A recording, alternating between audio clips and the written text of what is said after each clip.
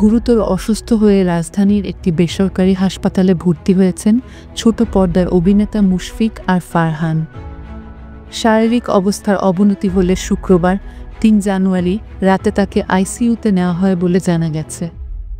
বিষয়টি নিয়ে যোগাযোগ করা হয় ফারহানের সঙ্গে। তাকে ফোনে পাওয়া না গেলেও তার শারীরিক অবস্থার তথ্য দিয়েছেন অভিনেতার মামা মামুন। তিনি বলেন, মুশফিক আর ফারহান ভালো আছে। শুটিং স্পটে নয়, বাসাতেই অসুস্থ হয়ে পড়ে সে। তাকে উত্তরার একটি হাসপাতালে ভর্তি করা হয়েছে। আইসিইউতে থাকা বা শারীরিক অবস্থার অবনতি প্রসঙ্গে তিনি আরও বলেন, তার মূলত ভাইরাল ফিভার হয়েছে। বাড়তি সতর্কতার জন্যই আইসিইউতে নেওয়া হয়েছে।